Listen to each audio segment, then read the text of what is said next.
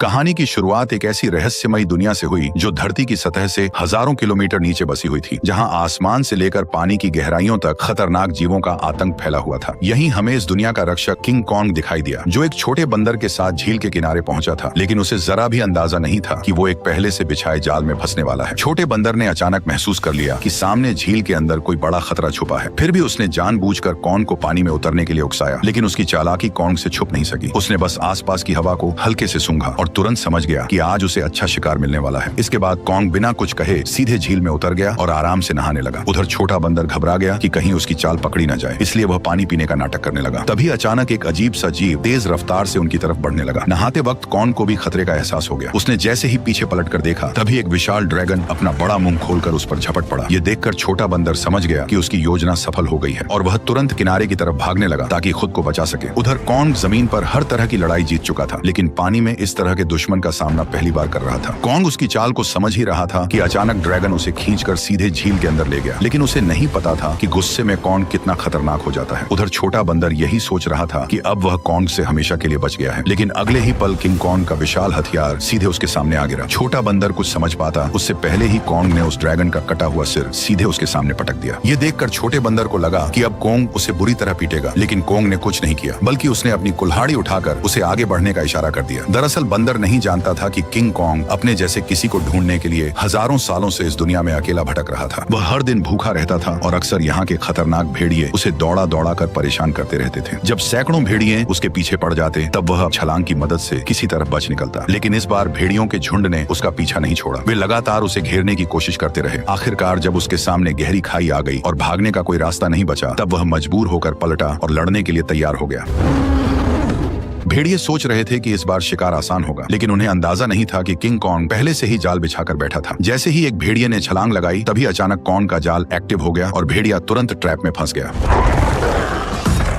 गड्ढे में गिरते ही लकड़ी के नुकीले भाले भेड़िए के आर पार निकल गए। सही मौका देखते ही कॉन्ग ने तुरंत पेड़ का भारी तना उठाकर गड्ढे में फेंक दिया। जैसे ही जाल एक एक करके एक्टिव हुए, पहाड़ से बड़े बड़े पत्थर लुढ़कते हुए नीचे गिरने लगे और भागने की कोशिश कर रहे भेड़िए वहीं फंस गए। लेकिन धुआं छटते ही कुछ जिंदा बचे भेड़िए फिर भी शिकार छोड़ने को तैयार नहीं थे। गुस्से में किंग कॉन्ग ने एक भेड़िए की लाश पकड़ी और अपनी ताकत दिखाते हुए उसे जोर से फाड़कर 2 टुकड़ों में बांट दिया। ये देखकर बाकी बचे भेड़िए डर के मारे पूंछ दबाकर वहां से भाग गए। हालांकि शिकार मिलने के बाद भी किंग कॉन्ग के चेहरे पर कोई खुशी नहीं थी, क्योंकि उसके मुंह के सड़े हुए दांत ने उसे बहुत परेशान कर रखा था। इसी बीच छुपकर बैठी एक छिपकली मौका देखकर मांस का टुकड़ा उठाकर भागने लगी। किंग कॉन्ग तुरंत उसे रोकने के लिए झपट पड़ा, लेकिन तभी उसका ध्यान दूर से आई आवाज पर चला गया। घाटी से आती उस दहाड़ को सुनकर उसे लगा कि शायद उसका कोई अपना उसे बुला रहा है, इसलिए वह तुरंत उस दिशा में दौड़ पड़ा। लेकिन वहां पहुंचकर उसे सिर्फ एक अजीब सा मेंढक मिला जो उसी के जैसी आवाज निकाल रहा था।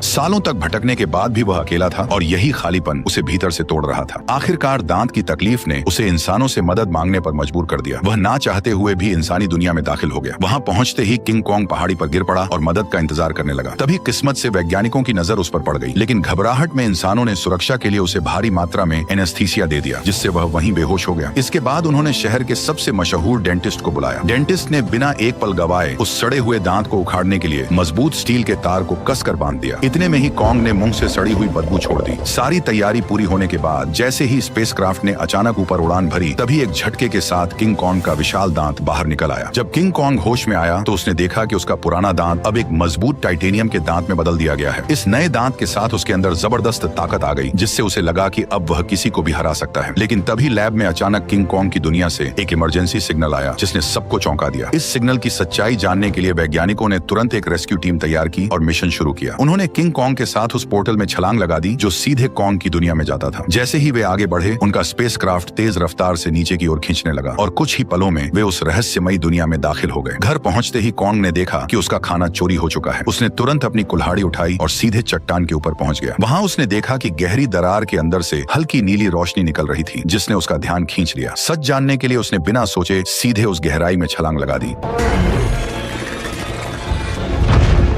घुप अंधेरे में पहुंचते ही उसकी कुल्हाड़ी अपने आप चमकने लगी। रोशनी पड़ते ही उसे दिखा कि चारों तरफ अजीब चमकदार पत्थर फैले हुए हैं जो इस रोशनी पर रिएक्ट कर रहे थे। तभी अचानक दूर से भयानक दहाड़ की आवाज गूंज उठी। वह उस आवाज का पीछा करते हुए झरने के पार पहुंचा, जहां उसे एक नई छिपी हुई दुनिया दिखाई दी। धीरे धीरे आगे बढ़ते हुए उसे अजीब सी बदबू महसूस हुई जो उसे अपनी ओर खींच रही थी। अचानक उसके सामने एक बेहद खतरनाक और विशाल साया उभर आया, जिसे देखते ही किंग कॉन्ग ने तुरंत अपनी कुल्हाड़ी उठाकर मुकाबले के लिए खुद को तैयार कर लिया। जैसे जैसे दोनों के बीच दूरी कम होती गई, वह विशाल साया धीरे धीरे छोटा होता गया और जब सामने आया तो सच्चाई कुछ और ही निकली। असल में वह कोई राक्षस नहीं बल्कि एक छोटा सा मासूम पीले बालों वाला बंदर था, जिसे देखकर वह खुद भी चौंक गया। हजारों सालों में पहली बार अपने जैसे किसी को देखकर किंग कॉन्ग तुरंत झुक गया और अपना हथियार नीचे रख दिया। इसके बाद उसने बंदर से दोस्ती करने के लिए अपना हाथ आगे बढ़ाया। उसे लगा था कि छोटा बंदर भी उसी की तरह अपने जैसे किसी को देखकर खुश होगा, लेकिन अचानक उसने किंग कॉन्ग को जोर से काट लिया। इतनी मुश्किल से अपने जैसे को ढूंढने के बाद किंग कॉन्ग उसे इतनी आसानी से जाने नहीं देना चाहता था, इसलिए वह बंदर के पीछे दौड़ पड़ा। लेकिन तभी अचानक उसके पीछे एक डरावना साया आ खड़ा हुआ, जिसे देखकर वह बुरी तरह चौंक गया, क्योंकि उसने आज तक अपने साइज का कोई गंजा गोरिल्ला नहीं देखा था। जैसे ही कॉन्ग उसकी ओर बढ़ने लगा, तभी अचानक दो लंबे हाथों वाले गोरिल्लाओं ने पीछे से आकर उसे जोर से जमीन पर गिरा दिया। गंजे के चेहरे की मुस्कुराहट देखकर साफ था कि वे लड़ाई के इरादे से ही आए थे, इसलिए किंग कॉन्ग ने भी अब उन्हें मारने का इरादा कर लिया। उसने तुरंत एक पत्थर उठाया और सीधे गोरिल्ला पर दे मारा। गुस्से में गंजा भी उस पर हमला करने दौड़ पड़ा, लेकिन कॉन्ग ने चालाकी से उसे भी मात दे दी। कुछ ही पलों में वह सबको जमीन पर गिराता चला गया, यहाँ तक कि गंजा कॉन्ग की कुल्हाड़ी को हाथ में लेकर भी कुछ नहीं कर पाया और चारों खाने चित हो गया। जैसे ही किंग कॉन्ग अपना हथियार उठाने बढ़ा, तभी छोटा पीला बंदर अचानक दौड़कर आया और उसके चेहरे पर झपटकर हमला करने की कोशिश करने लगा। ये देखकर किंग कॉन्ग ने उसे भी पकड़ लिया और उसी को हथियार बनाकर बाकी गोरिल्लाओं की जमकर पिटाई कर दी। हालांकि वे जानते थे कि वे किंग कॉन्ग का सामना नहीं कर सकते, फिर भी वे बारी बारी से उस पर हमला करते रहे। इसी बीच एक बंदर गलती से खाई में गिर गया, लेकिन किंग कॉन्ग ने फुर्ती दिखाते हुए उसे तुरंत पकड़कर ऊपर खींच लिया। लेकिन एहसान मानने की बजाय उसने जमीन से चाकू उठाकर किंग कॉन्ग पर वार कर दिया। यह देखकर किंग कॉन्ग का गुस्सा भड़क गया और उसने एक जोरदार लात मारकर उसे फिर से गहरी खाई में फेंक दिया। ये हाल देखकर गंजा डर गया और तुरंत पीछे मुड़कर भागने लगा। किंग कॉन्ग ने पास पड़ा पत्थर उठाकर उसकी तरफ फेंका, जो सीधा जाकर उसके सिर में जा लगा। चोट लगने के बाद भी वह कुछ बड़बड़ाता हुआ बिना पीछे देखे वहां से भाग गया। तभी किंग कॉन्ग ने पेड़ों के बीच में छुपे उस बंदर को पकड़कर बाहर निकाल लिया और जोर से जमीन पर पटक दिया। इसके बाद उसने जमीन से गंजे का गिरा हुआ चाकू उठाया और छोटे बंदर को इशारा किया कि वो उसे गोरिल्ला के ठिकाने तक ले जाए। बेचारा छोटा बंदर मजबूरी में आगे आगे चलने लगा और किंग कॉन्ग उसके पीछे पीछे बढ़ता गया। जैसे जैसे वे अंदर की ओर बढ़ते गए, वैसे वैसे उन्हें वहाँ कई सारे खतरनाक जानवर दिखाई देने लगे, लेकिन इस शांत दिखने वाली जगह के अंदर हर कदम पर खतरा छुपा हुआ था। छोटा बंदर बचने के लिए चालाकी से उसे उस इलाके में ले गया जहाँ विशाल ड्रैगन रहता था, लेकिन उसे क्या पता था कि किंग कॉन्ग के सामने उसकी यह चाल ज्यादा देर टिकने वाली नहीं थी। अचानक एक विशाल ड्रैगन उसके सामने आ खड़ा हुआ, लेकिन कॉन्ग ने डरने की बजाय कुछ ही मिनटों में उसका काम तमाम कर दिया और फिर आराम से बैठकर उसे खाने लगा। ये देखकर छोटा बंदर भी उसके पास आना चाहता था, लेकिन डर के कारण हिम्मत नहीं जुटा पाया। किंग कॉन्ग ने उसकी हालत देखकर खुद ही मांस का टुकड़ा तोड़कर उसकी तरफ बढ़ा दिया। फिर भी छोटा बंदर उस पर भरोसा नहीं कर पा रहा था। ये देखकर किंग कॉन्ग गुस्सा हो गया और उसने मांस जमीन पर फेंक दिया, जैसे कह रहा हो खाना हो तो खा वरना भाड़ में जा। भूख से बेहाल बंदर तुरंत मांस खाने लगा और हर कौर के साथ उसका नजरिया भी बदलने लगा। उसे लगा कि किंग कॉन्ग उतना भी बुरा नहीं है जितना वह सोच रहा था। धीरे धीरे वह हिम्मत जुटाकर किंग कॉन्ग के पास आकर बैठ गया और दोनों शांत होकर एक साथ वक्त बिताने लगे। इस पल बिल्कुल ऐसा लग रहा था जैसे कोई पिता अपने बच्चे के साथ सुकून के पल बिता रहा हो, लेकिन उन्हें जरा भी अंदाजा नहीं था कि जैसे जैसे वे आगे बढ़ रहे थे, खतरा तेजी से उनकी ओर आता जा रहा था। जैसे ही वे और गहराई में पहुंचे, तभी किंग कॉन्ग ने आखिरकार अपने जैसे जीवों को देख लिया, लेकिन यह देखकर उसका दिल टूट गया कि वे सब बेहद बुरी हालत में जी रहे थे। वे सभी दिन भर मजदूरी करने को मजबूर थे और उनका जीवन किसी नरक से कम नहीं था। इसी दौरान एक बूढ़े बंदर से गलती से पत्थर गिर गया, जिससे गुस्सा होकर गोरिल्ला ने उसे बुरी तरह पीट दिया। ये देखकर किंग कॉन्ग खुद को रोक नहीं पाया और उसने जोर से अपनी कुल्हाड़ी जमीन पर मारकर उस बूढ़े बंदर को उठा लिया। तभी वहां मौजूद पहरेदार गुस्से में किंग कॉन्ग की तरफ दौड़ा और उसे दखल न देने की चेतावनी देने लगा, लेकिन अगले ही पल किंग कॉन्ग की हिम्मत ने बाकी बंदरों में उम्मीद जगा दी, लेकिन उसी वक्त भागा हुआ गंजा ये सब देख रहा था। उसने तुरंत जाकर यहाँ के राजा स्कार किंग को सब कुछ बता दिया। गोरिल्ला की बातें सुनते ही स्कार किंग का गुस्सा फूट पड़ा। जैसे ही वो अपने सिंहासन से उठा, रास्ते में आने वाले सभी बंदर उसके सामने झुकते चले गए, लेकिन किंग कॉन्ग बिना डरे वहीं खड़ा रहा। स्कार किंग ने ध्यान से उसे देखा और कॉन्ग के मुंह में लगे स्टील के दांत को देखकर वो हंस पड़ा, लेकिन अगले ही पल उसने अपना गुस्सा निकालने के लिए एक बंदर को लात मारकर धधकते लावा में फेंक दिया। ये देखकर किंग कॉन्ग का गुस्सा अपने चरम पर पहुंच गया। अपनी ताकत दिखाने के लिए इसलिए स्कार किंग ने अपने कंधे से हथियार निकाला और किंग कॉन्ग को सबक सिखाने के लिए खुद को तैयार कर लिया। किंग कॉन्ग ने भी तुरंत अपनी कुल्हाड़ी उठा ली और दोनों के बीच भयंकर लड़ाई शुरू हो गई। लंबे हथियार का फायदा उठाते हुए उसने अचानक हमला कर दिया और किंग कॉन्ग एक पल के लिए भी संभल नहीं पाया। स्कार किंग ने हथियार पर लगे क्रिस्टल की मदद से कॉन्ग पर कई सारे वार कर दिए। गुस्से में आकर कॉन्ग उस पर टूट पड़ा। ताकत के मामले में वह किंग कॉन्ग के सामने टिक नहीं सकता था, इसलिए वो कॉन्ग से दूरी बनाकर लगातार वार करने लगा और किंग कॉन्ग धीरे धीरे पीछे हटने पर मजबूर हो गया। इसी बीच किंग कॉन्ग की कुल्हाड़ी भी उसके हाथ से छूटकर जमीन पर गिर गई। मौका पाकर उसने अपने हथियार से किंग कॉन्ग का गला जकड़ लिया और उसे काबू में करने की कोशिश करने लगा। स्कार किंग को लगा कि अब उसने लड़ाई जीत ली है, लेकिन किंग कॉन्ग ने पूरी ताकत लगाकर उसे उठाया और जोर से जमीन पर पटक दिया। किंग कॉन्ग ने कुछ ही देर में उसे चित कर दिया। तभी स्कार किंग ने तय किया कि वह उसे उसकी असली ताकत दिखाकर ही मानेगा। जैसे ही उसके हथियार में लगा पत्थर चमकने लगा, तभी अचानक गोरिल्लाओं ने पत्थर गिराकर लावा का रास्ता रोक दिया। ठीक उसी पल गुफा में छिपे खौफनाक राक्षस की आंखें दिखाई देने लगी। तपती जमीन अचानक बर्फ बन गई और बाहर निकला वही विशाल जीव टाइटन शीमो, जिसने कभी पूरी दुनिया को बर्फ में जकड़ लिया था। स्कार किंग ने तुरंत उसे कॉन्ग पर हमले का हुक्म दिया, लेकिन शीमो इस हुक्म से खुश नहीं दिख रहा था। जैसे ही उस पर दबाव बढ़ाया गया, वह दर्द से तड़प उठा और मजबूरी में उसने हमला कर दिया। किंग कॉन्ग ने फुर्ती दिखाते हुए तुरंत छलांग लगाई और पहले वार से खुद को बचा लिया। इसके बाद उसने अपनी कुल्हाड़ी सामने रखकर खुद को संभालने की कोशिश की, लेकिन शीमो की ताकत के सामने उसकी सारी कोशिशें कमजोर पड़ने लगी। देखते ही देखते उसका हाथ जमने लगा और बर्फ में बदलता चला गया। इस अचानक हुए हमले से उसका दाहिना हाथ बुरी तरह घायल हो गया और वह कमजोर पड़ने लगा। मौका देखकर स्कार किंग ने तुरंत उसे खत्म करने का आदेश दे दिया। जैसे ही अगला हमला होने वाला था, तभी पीछे से छोटा बंदर सुरंग की ओर इशारा कर उसे तुरंत भागने को कहने लगा। उसी समय शीमो ने मजबूरी में फिर से हमला कर दिया। ये देखकर किंग कॉन्ग तुरंत मुड़ा और तेजी से सुरंग के अंदर घुस गया। लेकिन अभी भी उसके पीछे सैकड़ों खतरनाक बंदर लगे हुए थे। अच्छी बात यह थी कि सालों से यहाँ रहने के कारण कोंग ने जंगल में कई जाल बिछा रखे थे, लेकिन उन बंदरों की गिनती इतनी ज्यादा थी कि घायल कोंग को उन्होंने जल्दी ही एक बंद रास्ते में घेर लिया। अब उसके पास सिर्फ यही आखिरी जाल बचा था जिस पर वह भरोसा कर सकता था। लेकिन जो बंदर रास्ते भर जाल में फंसते आए थे, इस बार अचानक सतर्क हो गए। उन्होंने तुरंत जमीन पर पड़ी उस बेल को देख लिया जो जाल को एक्टिव करने के लिए थी। जब कोंग ने देखा कि उसका प्लान फेल हो चुका है, तब उसे लगा कि अब उसका अंत करीब है। ठीक उसी पल पहाड़ी के ऊपर लगा जाल अचानक एक्टिव हो गया और सैकड़ों टन भारी पत्थर सीधे उन पर गिर पड़े, जिससे वहां मौजूद सारे बंदर उन पत्थरों के नीचे दब गए। तभी कोंग ने देखा कि जाल को एक्टिव करने वाला कोई और नहीं बल्कि वही बंदर था।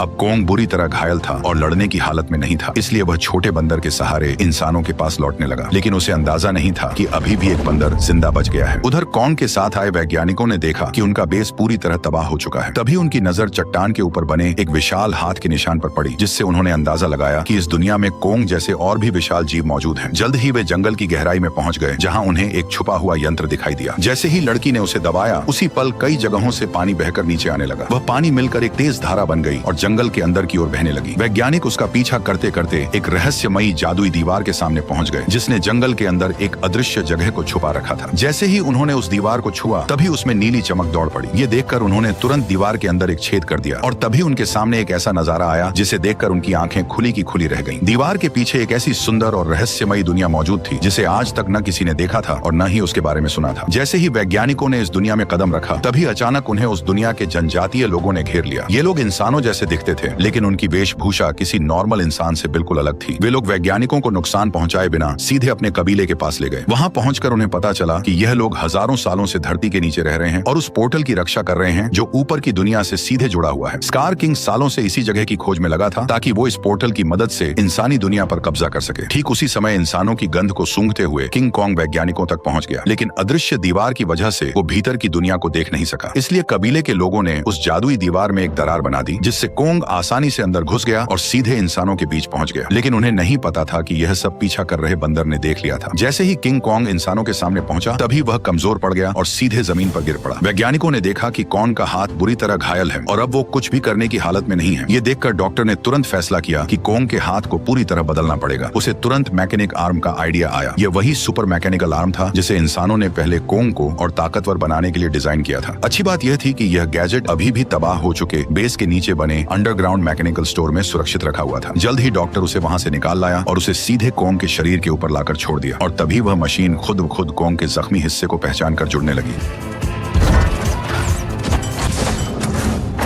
जैसे ही उस हाथ के अंदर की खास दवा कोंग के शरीर में पहुंची तो बेहोश कोंग को जैसे नई ताकत महसूस होने लगी। उसके चेहरे की खुशी साफ बता रही थी कि वह इस नए हथियार से काफी खुश था। लेकिन तभी अचानक छोटा बंदर जंगल के अंदर से भागता हुआ वहां आ पहुंचा। उसने कोंग को बताया कि स्कार किंग पोर्टल की जगह का पता लगा चुका है और वह शीमो के साथ मिलकर कबीले पर हमला करने वाला है। अकेला कोंग स्कार किंग और शीमो का सामना नहीं कर सकता था, इसलिए उसके पास सिर्फ एक ही रास्ता बचा था, इंसानों की दुनिया में जाकर कई सालों से सो रहे गॉडजिला को जगा देना। लेकिन उसे बिल्कुल अंदाजा नहीं था कि जिसे वह अपनी मदद के लिए बुलाने जा रहा है वही गॉडजिला उसके लिए सबसे बड़ा खतरा साबित होने वाला है। अचानक पिरामिड के आसपास की जमीन तेजी से हिलने लगी और नीचे से एक मैकेनिकल हाथ बाहर निकल आया। यही वह जगह थी जो धरती तक पहुंचने का पोर्टल खोलती थी। जल्द ही कोंग पोर्टल से बाहर निकल आया। कोंग की आहट महसूस होते ही गॉडजिला अचानक नींद से जाग गया और बिना एक पल गवाए सीधे उसकी तरफ बढ़ने लगा। जैसे ही वो कोंग के सामने पहुंचा तब गॉडजिला को लगा कि कोंग उसे चुनौती देने आया है, इसलिए वो बिना एक पल गवाए पूरी रफ्तार से उस पर टूट पड़ा। उसकी आंखों में भरा गुस्सा साफ बता रहा था कि वह कोंग को जिंदा छोड़ने वाला नहीं है। तेजी से अपनी ओर बढ़ते गॉडजिला को देखकर कोंग ने हाथ उठाकर उसे समझाने की कोशिश की, पर गॉडजिला अब किसी भी बात को सुनने वाला नहीं था। उसने सीधे टक्कर मारकर कोंग को सैकड़ों मीटर दूर फेंक दिया। गॉडजिला को रुकता न देखकर कोंग ने पीछे से हमला किया ताकि किसी तरह उसे शांत कर सके, लेकिन रेत आंखों में जाते ही गॉडजिला और भड़क गया। उसने पलटकर कोंग के हाथ को अपने जबड़ों में जकड़ लिया और जोर से उसे जमीन पर पटक दिया, जिससे कोंग पूरी तरह चकरा गया। कोंग संभल भी नहीं पाया था कि गॉडजिला फिर से उस पर टूट पड़ा। जब बातों से कुछ नहीं हुआ तो कोंग ने भी जोरदार पलटवार शुरू कर दिया। हालांकि गॉडजिला अपने सबसे ताकतवर रूप में था, लेकिन मैकेनिकल आर्म की ताकत के साथ अब कोंग भी किसी से कम नहीं था। लेकिन जब कोंग ने देखा कि वह गॉडजिला को हरा नहीं पाएगा, तब उसने बिना एक पल गवाए उसे पकड़कर जबरदस्ती पोर्टल की ओर खींचना शुरू कर दिया। उधर कबीले के लोगों ने स्कार किंग को रोकने के लिए एक खास रेड लिक्विड पानी में मिला दिया। जैसे ही लिक्विड पानी में घुला, एक जादुई बदलाव शुरू हो गया। उससे एक ऐसा सिस्टम एक्टिव हुआ जो दो विशाल पिरामिड को आपस में जोड़ने लगा, और जैसे ही ये पिरामिड जुड़ते ग्रेविटी कुछ समय के लिए खत्म हो जाती, जिससे सब हवा में उड़ने लगते और स्कार किंग के लिए पोर्टल तक पहुंचना लगभग नामुमकिन हो जाता। लेकिन पिरामिड पूरी तरह जुड़ पाते उससे पहले ही स्कार किंग वहां पहुंच गया। आते ही उसने उस एंटी ग्रेविटी सिस्टम को पहचान लिया। उसने तुरंत शीमो को आदेश दिया कि वह बर्फ से पिरामिड के बीच का रास्ता बंद कर दे। तभी अचानक पोर्टल से एक तेज रोशनी निकली और जमीन पर आ गिरी। अगले ही पल गॉडजिला और कोंग मलबे को चीरते हुए बाहर निकल आए। जैसे ही गॉडजिला की नजर शीमो और स्कार किंग पर पड़ी, तभी उसे सब समझ आ गया कि कोंग उसे यहाँ क्यों लाया है। इसलिए बिना एक सेकंड गवाए वह कोंग के साथ मिलकर उन पर टूट पड़ा। उधर स्कार किंग भी शीमो के साथ उनकी तरफ बढ़ने लगा। दोनों तरफ कोई भी कमजोर नहीं था। जैसे ही चारों भिड़े, उसी पल बर्फ टूट गई और पिरामिड आपस में टकरा गए। उस टक्कर से निकली लहर ने पूरी जगह की ग्रेविटी खत्म कर दी। हर कोई हवा में तैरने लगा, लेकिन इसके बावजूद गॉडजिला बिना ग्रेविटी के भी तेजी से बचते हुए सीधे शीमो की तरफ बढ़ने लगा। वहीं चालाक स्कार किंग ने कोंग की कुल्हाड़ी उठाकर उसी पर हमला कर दिया, पर कोंग ने अपने मैकेनिकल आर्म से हर वार को रोक दिया। कुछ ही पलों में हालात पलट गए और कोंग स्कार किंग पर भारी पड़ने लगा, लेकिन दुश्मन ज्यादा होने की वजह से उस पर पीछे से हमले होने लगे। ये देखकर छोटा बंदर पत्थर उठाकर कोंग की मदद करने लगा। तभी मौका पाकर शीमो ने गॉडजिला पर हमला किया और कुछ ही पलों में उसे पूरी तरह बर्फ में जमा दिया। लेकिन गॉडजिला भी उससे कम नहीं था। उसने एक ही झटके में बर्फ तोड़ दी। उसी समय एंटी ग्रेविटी सिस्टम बंद हो गया और दोबारा ग्रेविटी लौट आई। मौका मिलते ही स्कार किंग कोंग की पकड़ से निकलकर सीधे पोर्टल में कूद पड़ा। उसे रोकने के लिए गॉडजिला और कोंग भी उसके पीछे कूद पड़े, लेकिन इस अफरा तफरी में कोंग की कुल्हाड़ी वहीं छूट गई। दूसरी तरफ इंसानों को अंदाजा भी नहीं था कि कितना बड़ा खतरा आने वाला है। अचानक समुद्र की लहरें जमकर बर्फ के पहाड़ में बदल गईं। अगले ही पल स्कार किंग शीमो के साथ धरती पर पहुंच गया। खुले आसमान की रोशनी पाकर उसने नीचे मौजूद इंसानों को देखकर जोरदार दहाड़ लगा दी।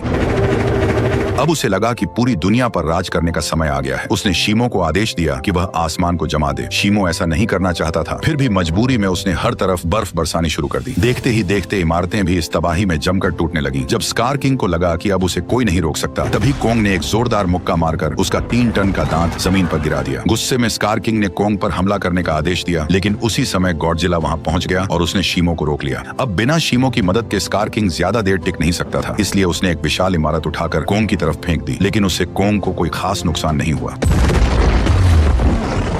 तभी अचानक शीमो पीछे से आकर कोंग के मैकेनिकल आर्म पर झपट पड़ा। शीमो ने फिर से कोंग का हाथ जमाना शुरू कर दिया। ये देखकर स्कार किंग को लगा कि अब उसकी जीत पक्की है, लेकिन उसने पीछे खड़े गुस्से से भरे गॉडजिला को नजरअंदाज कर दिया। गॉडजिला ने तुरंत अपनी पूरी ताकत जगाई और उसका शरीर बैंगनी रोशनी से चमक उठा। अगले ही पल उसने सीधे स्कार किंग पर जोरदार हमला कर दिया, लेकिन स्कार किंग घबराकर किसी तरह बच निकला। उसने अपने हथियार से पलटवार करने की कोशिश की, लेकिन गॉडजिला ने उसे पकड़ लिया और एक ही झटके में 2 हिस्सों में तोड़कर अलग कर दिया, जिससे शीमो को कंट्रोल करने वाला क्रिस्टल नीचे नीचे गिर पड़ा। स्कार किंग उसे उठाने के लिए झपटा, लेकिन गॉडजिला ने उसे कोई मौका नहीं दिया। अब सब कुछ उस क्रिस्टल पर टिका था। जिसके हाथ में भी क्रिस्टल आता वही इस लड़ाई को जीत पाता। उसी अहम पल में छोटे बंदर की नजर कोंग की छोड़ी हुई कुल्हाड़ी पर पड़ी। वह तुरंत छलांग लगाकर नीचे उतरा और कुल्हाड़ी उठाकर इंसानों की दुनिया में पहुंच गया। जैसे ही उसकी नजर जमीन पर पड़े उस क्रिस्टल पर पड़ी, तभी उसने बिना देर किए कुल्हाड़ी के एक वार से उसे चकनाचूर कर दिया। क्रिस्टल टूटते ही शीमो पूरी तरह आजाद हो गया। गुस्से में भरा स्कार किंग छोटे बंदर को पकड़कर मारने ही वाला था, लेकिन कोंग बीच में आकर उस पर टूट पड़ा और कुछ ही मुक्कों में स्कार किंग को चित कर दिया। अब बिना उस क्रिस्टल के स्कार किंग कमजोर पड़ चुका था। उधर आजाद हुआ शीमो गॉडजिला की तरफ देखने लगा, मानो किसी इशारे का इंतजार कर रहा हो। और फिर हजारों साल बाद उसने वही किया जो वह हमेशा से करना चाहता था। एक ही पल में उसने स्कार किंग को बर्फ की मूर्ति में बदल दिया। अगले ही पल कोंग ने उसे हवा में उछालकर पूरी ताकत से जमीन पर पटक दिया और उसके शरीर को वहीं चकनाचूर कर दिया।